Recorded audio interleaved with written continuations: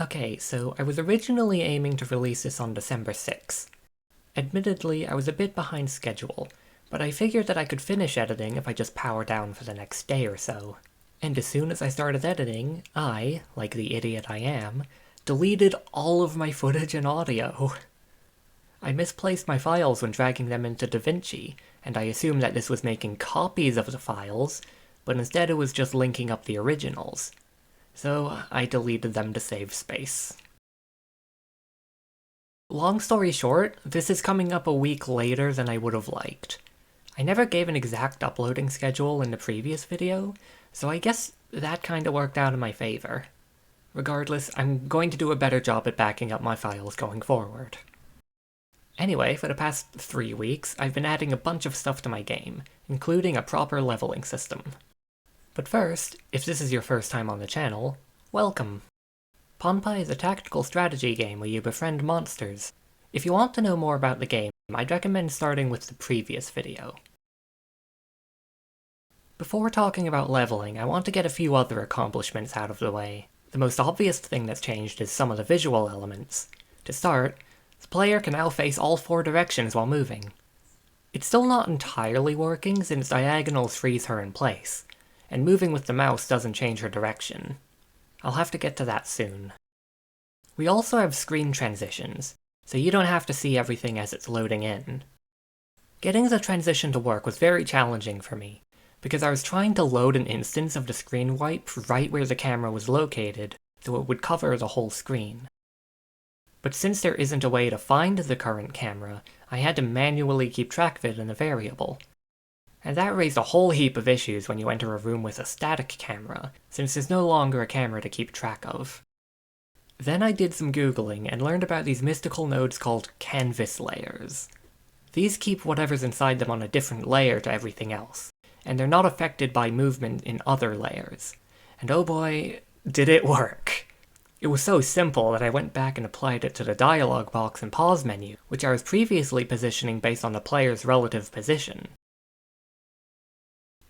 In battle, you may have noticed that the twist icon has changed.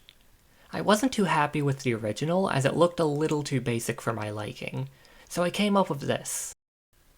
To be honest, I'm not the biggest fan of it either, but I do prefer it to the spiral design. You may have also noticed the, attack animations. I previously had these white placeholder boxes to signify an attack, but it was confusing at a glance what the attack did, whether it was a buff, debuff, or a missed attack. You could always read the dialogue, but more visual information is always nice. I created these generic attack animations, each one representing a type of attack. I was using this opportunity to try out different ways to animate the attacks for the final game, namely movement, particles, and animated sprites. Now that that's out of the way, let's talk about that level system.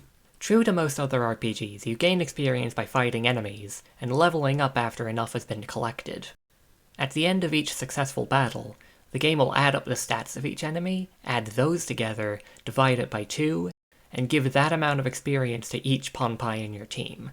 In practice, I found that the average experience gained per battle is around 280. Every 1000 experience points, your Ponpai will level up, which increases all of their stats by a small amount. Your progress towards leveling up is marked by a yellow bar at the end of battles, but I've been having trouble with it. I've experimented over and over again, and they're definitely receiving experience and leveling up how they should.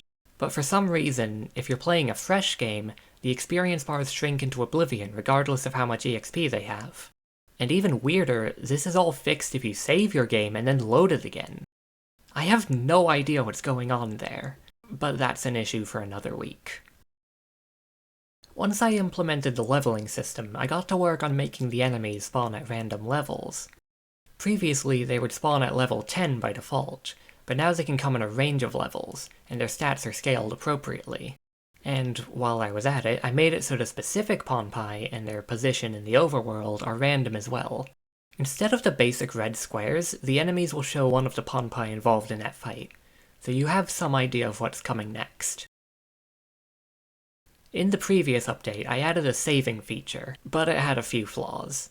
Namely, that you can open a different screen while you're saving, and this causes the game to freak out. When opening the team builder, or what have you, it would delete the overworld node and open a new node in its place. But since the overworld node is tied to the saving function, due to the pause menu, being gone messes with the saving. I've managed to prevent this in two ways.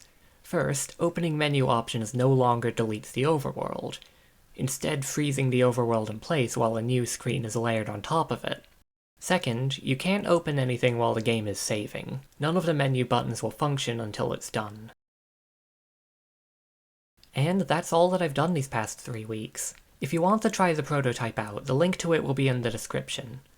Otherwise, look forward to the next devlog, where I'll be trying to make cutscenes. Hopefully it'll only take 2 weeks this time. Thanks for watching.